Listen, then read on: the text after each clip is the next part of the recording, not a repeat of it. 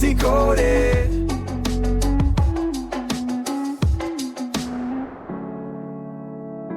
All right, everybody, welcome back to Book Decoded. Yes. I'm excited for this one. Today, we're going to be diving into Alexander W. Finch's blockchain breakthrough, the tech behind the crypto boom. Yeah. A lot of people have been interested in cryptocurrencies for the last few years, and I think that a lot of that comes from just the hype and the prices going up and down. Mm-hmm. But what a lot of people don't realize is that underneath it all is this really amazing technology called blockchain.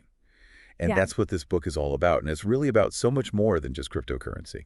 Yeah. And I think that Finch really emphasizes that point throughout the book that, we can think about, Bitcoin and all these other cryptocurrencies that have popped up. But underneath it all, it's really this technology, this blockchain that is that's the real sort of revolutionary thing.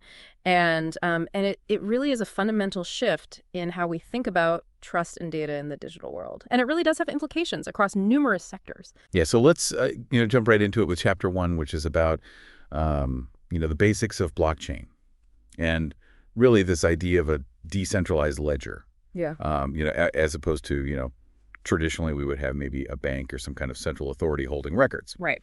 But a decentralized ledger is spread across a network. So can you give us a picture of what that actually means and why that's such a big deal? Yeah. So imagine you need to send money to a friend overseas, right? Traditionally, you've got multiple intermediaries involved, your bank, their bank, a payment processor maybe, and each one of those is keeping its own record of the transaction. But with blockchain picture, instead, a shared digital record book that's constantly updated and verified by everyone on the network. Okay. So every transaction is bundled into what's called a block, and that block gets cryptographically linked to the one before it, creating this unalterable chain of information, like a digital wax seal on each entry. And because this record is distributed across the entire network and every new block is linked to the past with this cryptographic hash, it becomes basically impossible to tamper with the history of transactions. What's really fascinating about this is that it shifts the trust from a central entity to the transparency and security of the network itself. So it's like a super secure community verified database. Yeah. Where everyone has a copy and any attempt to cheat the system would be immediately obvious. I mean, that has to be a huge change for how we think about trust online, right? Absolutely. It really is a revolutionary concept. We're so used to relying on these institutions to vouch for the integrity of information. Right. But decentralization essentially says, hey, the code and the collective agreement of the network are guarantors. Right. And this has the potential to make systems fairer, more transparent, and accessible to individuals who might be excluded from traditional systems. Okay, so how does this decentralized network actually come to an agreement on which transactions are legitimate? Because the book talks about consensus mechanisms. Right. What is that core idea there? Yeah, so this is really where the magic happens, right? Since there's no single entity in charge, the network needs a way to collectively decide what's valid. And consensus mechanisms are the different rule sets that allow this agreement to happen. Okay. So Finch goes through a couple of key approaches. The first one is proof of work. So the one that Bitcoin famously uses. You can think of it like a digital race where miners, they're using these powerful computers to solve these complex mathematical puzzles. And the first one to find the solution gets to validate the latest batch of transactions and add a new block to the blockchain. And in the process, they earn a reward. So it's computationally intensive, this process. Yeah. But that very difficulty is what makes it secure. So the energy that's expended in doing this, that's actually directly tied to the security of the network. Exactly. Because the computational power required to solve those puzzles makes it really, really expensive for anyone to try and rewrite the transaction history. So there's another approach called proof of stake, and this is presented in the book as a more energy-efficient alternative. So instead of solving puzzles, proof of stake selects validators based on the amount of cryptocurrency they stake. So they essentially lock it up as collateral. Okay. And if they act honestly and verify transactions, they earn rewards. But if they try to cheat, they risk losing their staked assets. So the idea is to make it economically disadvantageous to act maliciously. Interesting. One trade-off to consider, though, is the possibility of increased centralization. If you have a few large holders that control a significant portion of the stake. Right. That makes sense. So different consensus mechanisms have different kind of trade-offs in terms of energy use, maybe speed, and even potential for centralization. Exactly. So then there are these things called smart contracts. And these sound really interesting. Yeah. Because it sounds like they can automate all sorts of interactions. They can. What are they? Well, so you can think of smart contracts as digital contracts that are written in code, and they automatically execute the terms of an agreement when certain predefined conditions are met. Right. So Finch gives this great example. Imagine a rental agreement that's encoded as a smart contract. So when the rent payment is automatically sent on the due date, the smart contract could automatically grant access to like a digital lock on an apartment or something. Oh, wow. Right. So there's no need for manual intervention or trust in a middleman. It just automates the whole process. Interesting. Reduces the potential for disputes and increases efficiency. And because the terms are coded directly onto the blockchain, they're transparent and tamper-proof. That's so efficient. I mean, that just seems like it could make everything so much smoother. Yeah. So Finch does point out, though, that there are some current limitations with blockchain. Yeah, of course. Like how many transactions it can handle at once, which is, I guess that's the scalability issue. Scalability, yeah. And also the energy consumption of some of these consensus mechanisms we talked about. And then even regulatory uncertainty. Yeah. So it's not a perfect solution for everything right now. No, technology is a silver bullet.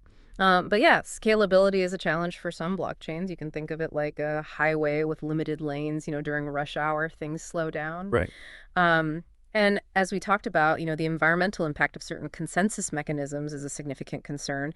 And then regulatory frameworks are still very much evolving. Right. Which can create a lot of uncertainty for businesses looking to adopt this technology. Yeah, that makes sense. But I think ultimately Finch argues that despite these hurdles, blockchain represents a fundamental shift in how we think about trust and the organization of digital systems. Right. The book really emphasizes that blockchain is more than just about moving money around or, doing these cryptocurrency transactions. Yeah. It's really like a new way of thinking about building and operating systems in a way where trust is distributed rather than central. So Chapter 2 takes us back in time a little bit and looks at the history of blockchain. Yeah. And it turns out that these ideas have been brewing for decades. So tell us about that. Yeah, I mean, it's really fascinating to see how this all came about. Bitcoin didn't just appear out of thin air. Right. Finch actually traces these intellectual roots back to the late 20th century. And you can see how there was this growing need for secure and verifiable transactions, in an increasingly digital world. And he highlights David Chaum's work in the 1980s with blind signatures. And that was kind of an early attempt to build privacy into digital transactions, which is a concept that's still very much relevant in blockchain today. So the desire for digital privacy and secure transactions has been around for a while. It has. It's been there all along. Yeah, okay. And then in the 1990s, Stuart Haber and W. Scott Starnetta actually developed a system for tamper-proof document timestamps, using a cryptographically secured chain of blocks, which is remarkably close to the core structure of modern blockchains. And they were thinking about how to ensure the integrity and immutability of digital records long before Bitcoin. They even used SHA-1 hashing a cryptographic function to create a unique digital fingerprint for each block, linking them together securely. Tamper-proof timestamps. I mean, think about the implications for things like legal documents, intellectual property, even historical records. Huge implications. Yeah. And then Finch also shines a light on Nick Szabo's concept of BitGold in the late 1990s. And although it was never actually implemented, it laid out the core principles of a decentralized digital currency using computational puzzles and a distributed ledger. So essentially the blueprint that Satoshi Nakamoto would later follow. Wow. Think of it as like a theoretical framework that paved the way for Bitcoin. And then you have Hal Finney, who made early contributions, things like reusable proof of work, building on the Hashcash concept, which was originally designed to combat email spam. But it demonstrated the practical feasibility of creating decentralized transaction systems. Yeah. And all of these early efforts were really about building systems where trust was inherent in the design itself, rather than relying on a central authority. So it's amazing how all these seemingly disparate ideas kind of gradually came together to create this revolutionary technology. It converged. Yeah. It's really cool. So Chapter 3 focuses on Bitcoin specifically. Yes. The first practical application of blockchain. Right. And the one that really kind of shook things up. Yeah, I mean, Bitcoin truly was a pivotal moment. Finch describes it as Satoshi Nakamoto's ingenious solution to this problem of creating a peer-to-peer electronic cash system that didn't require intermediaries like banks. And by combining these concepts of a decentralized ledger, cryptographic security, and a consensus mechanism like proof of work, Bitcoin became the first real-world demonstration of what blockchain could actually do. And its core principles, decentralization, transparency through the public ledger, and peer-to-peer transactions all gave individuals more direct control over their finances. But it wasn't an overnight sensation, was it? No, it wasn't. The book mentions that it had kind of a slow start and faced a lot of skepticism at first. It did. It really did. Yeah. Finch points out that the initial adopters were mainly tech enthusiasts and individuals ideologically driven by this, desire for financial freedom. And, there's this famous event called Bitcoin Pizza Day in May 2010, where someone paid for 2 pizzas with 10,000 Bitcoins, which at today's prices would be worth hundreds of millions of dollars. Right. It really highlights how nascent and undervalued the technology was at the time. Yeah. It took time for the broader public to even become aware of it, let alone understand its potential. And the book also touches on the role of some of those early black market platforms in driving adoption. Yeah. By providing a real-world use case, albeit a somewhat controversial one. Right. It definitely brought some negative attention and scrutiny, but it also demonstrated Bitcoin's utility as a medium of exchange outside of traditional financial channels. Right. And I think that sparked wider curiosity. Yeah, and then you have these early cryptocurrency exchanges like Mt. Gox, Right. which despite its later failures did play a crucial role in making Bitcoin more accessible Absolutely. to a broader audience. Yeah, it provided a way to exchange Bitcoin for traditional currencies. Right. So it was a bridge between the two worlds. And despite all the volatility and regulatory uncertainty it's faced, Bitcoin has shown remarkable resilience. It has. And Finch talks about its evolution into this idea of digital gold, a store of value. Right. And it's inspired this entire ecosystem of cryptocurrencies and Exactly. related innovations like DeFi and NFTs and all sorts of other things. It's really incredible. Yeah. Bitcoin's narrative has shifted over time. It was initially conceived as a peer-to-peer payment system, but its limited supply and decentralized nature have led many to view it as a long-term store of value. Yeah. Similar to gold, but in digital form. Interesting. And Finch concludes that Bitcoin's arrival was truly the beginning of a significant financial and technological transformation, and it's captured the imagination of those who believe in a future beyond traditional finance. So that brings us to chapter 4, cryptocurrencies beyond Bitcoin. Right. And it's like once Bitcoin proved the concept, Yeah. the floodgates opened and we saw this explosion of alternative coins or altcoins, and it's trying to do something a little bit different. Yeah. And Ethereum and its smart contracts are a major focus in this chapter. Yeah. Ethereum represented a fundamental expansion of the blockchain concept. While Bitcoin was primarily focused on creating a decentralized currency, Ethereum took this idea of a decentralized ledger and made it programmable through these smart contracts. Think of it as moving from a basic calculator to a full-fledged computer. Ethereum provided a platform for building all sorts of decentralized applications, or dApps, going way beyond just digital money. So instead of just transferring value, Right. you could build entire applications with their own logic and rules Exactly. running on this decentralized infrastructure. Exactly. That's the beauty of it. Okay. And Finch emphasizes that these smart contracts, by automating agreements and removing the need for intermediaries, just unlocked this vast array of new possibilities.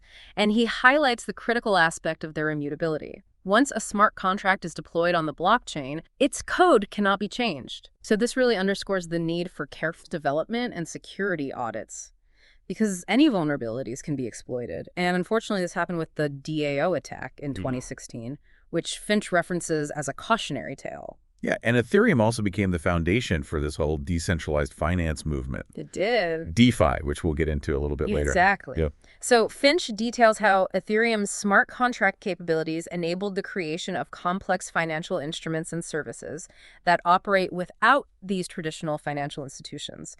So things like decentralized exchanges, lending and borrowing platforms, and yield farming all emerge from Ethereum's programmable infrastructure. And it really signifies a major paradigm shift in how financial services can be delivered. So this world of altcoins, Yeah. it's not just about trying to be like a better Bitcoin or something. Right. Each one has kind of a unique purpose. Exactly. You know, Finch does a great job of showcasing this diverse landscape of all these different altcoins. And he talks about Ripple XRP, which focuses on facilitating faster and cheaper cross-border payments for traditional financial institutions. So it's actually working alongside the existing financial system rather than trying to replace it entirely. Yeah. And then you have Cardano ADA, which emphasizes rigorous academic research and a layered architecture for scalability and security. And Solana SOL has gained a lot of attention for its incredibly high transaction speeds. And it's actually aiming to compete with traditional payment processors. So they all have their own kind of niche. Yeah. Yeah. Each project is tackling a different challenge or pursuing a specific opportunity within this blockchain ecosystem. That's like a whole ecosystem of specialized tools. Right. Yeah. Yeah, it's really cool. So Finch also touches on Chainlink, Yes. which acts as a bridge connecting blockchains to real-world data. Yeah, that's crucial. Yeah, which is crucial for a lot of these smart contract applications. Absolutely. And he also talks about privacy-focused cryptocurrencies like Monero and Zcash, Right. which offer enhanced anonymity for transactions. Yep. And then projects like Decred, which focus on decentralized governance. Right, giving the community a say. Yeah. Yeah. He even includes Binance Coin as an example of a utility token Yeah. with a wide range of uses within the Binance ecosystem. So it seems like the altcoin space is incredibly diverse, It is. dynamic. Very dynamic. And it's not so much about, competition to be the single, dominant cryptocurrency. Right. But it's more like an evolving ecosystem An ecosystem of all these specialized solutions. Exactly. So Chapter 5 shifts our focus to how blockchain technology is beginning to transform more traditional industries Yeah. beyond just cryptocurrency. Yeah. And finance and supply chain management are highlighted as key areas. That's right. So tell us about this book. Yeah, so this is where Finch really drives home the broader transformative potential of blockchain. So in finance, he explores how it can streamline processes, reduce costs, and enhance security in areas like cross-border payments and trade finance. And he also discusses the growing interest in central bank digital currencies, or CBDCs, which could fundamentally reshape how governments issue and manage currency. Wow. But as Finch notes, integrating blockchain into existing financial systems does involve navigating some complex regulatory landscapes and overcoming some technological hurdles. Right, so the potential is huge. Yeah, But there are still significant challenges in terms of adoption and integration. there are definitely challenges. Yeah. But Finch concludes that blockchain acts as both this powerful tool and a catalyst for innovation within the financial sector, and its impact is likely to be really profound over the long term. Yeah. And then turning to supply chain management. The book illustrates how blockchain can provide this unprecedented transparency and traceability, allowing businesses and consumers to track goods from their origin to their final destination. Wow. This can lead to greater efficiency, reduced fraud, and improve accountability. For example, being able to track the provenance of food or pharmaceuticals can have significant implications for safety and consumer trust. So you can see exactly where your coffee beans came from, how they were processed. Yep, every step of the journey. Wow. And Finch points out that smart contracts could automate many of the agreements and processes within a supply chain, ensuring compliance and reducing delays, Okay. while challenges like data standardization and the need for collaboration across different stakeholders exist. Finch highlights this growing number of successful pilot programs and real-world deployments, suggesting a future where blockchain plays a critical role in creating more transparent, efficient, and sustainable global supply chains. Yeah, that would be amazing. So Chapter 6 takes us into the world of decentralized finance, or DeFi, Yes. which I have to admit can be a bit of a bewildering world to wrap your head around. Yeah, it's got. But it sounds like a whole new financial system being built on top of blockchain. It really is. Yeah, so tell us about that. Yeah, so Finch describes DeFi as this burgeoning ecosystem of financial applications built on decentralized blockchain networks, primarily Ethereum. And the core idea is to recreate traditional financial services, like lending, borrowing, trading, insurance, but in a more open, transparent, and permissionless way without relying on traditional intermediaries like banks. Interesting. Yeah. So he emphasizes these key principles of decentralization, where control is distributed across the network, transparency, where all transactions are recorded publicly on the blockchain, and inclusivity, aiming to provide access to financial services for anyone with an internet connection. So it's about democratizing finance It by is. making it more accessible and less reliant on these traditional gatekeepers. Exactly. And Finch also highlights this really rapid pace of innovation within DeFi. With new protocols and financial instruments emerging constantly, Right. automation through smart contracts is really central to DeFi. It reduces the need for manual oversight and increases efficiency. And while it's still a relatively nascent and risky space, DeFi really does hold the potential to reshape the future of finance by creating this more open and accessible system. So the book goes into some of the key tools and platforms that are powering this DeFi revolution, Yes. like decentralized exchanges and lending protocols. Yes, he does. So can you tell us about some of those? Yeah, so Finch provides a really clear overview of these essential components of the DeFi ecosystem. So he explains how decentralized exchanges, or DEXs, like Uniswap and SushiSwap, allow users to trade cryptocurrencies directly with each other using smart contracts. So this eliminates the need for a central exchange. Oh, okay. And then lending and borrowing protocols like Aven and Compound enable users to earn interest on their crypto assets or borrow against them in this transparent and automated way. And he also discusses the really crucial role of stablecoins in providing price stability within the volatile crypto market, and the emergence of yield farming, where users can earn rewards by providing liquidity to DeFi protocols. So these tools are creating a whole new financial infrastructure that's open and accessible to anyone. It's like a whole new way of thinking about how financial services are provided. It really is. So our final chapter, Chapter 7, delves into the critical aspects of security and privacy Yeah. within the blockchain world. Yeah. And it feels like there's this constant balancing act between those two needs. There is a delicate balance. Yeah. So Finch expertly navigates this really complex terrain. He underscores blockchain's inherent security advantages, stemming from its decentralized nature, and the cryptographic linking of blocks, making it incredibly difficult to tamper with the historical record. However, he also points out that privacy on these public blockchains is more nuanced. While transactions are typically pseudonymous, meaning they're not directly linked to real-world identities, the transactions themselves are publicly visible on the ledger. So even though my name might not be attached to a certain transaction, the transaction itself is out there for anyone to see. It is. Yeah, and that has obvious implications for privacy. It does. Yeah. So Finch discusses various innovative solutions that are aimed at enhancing privacy.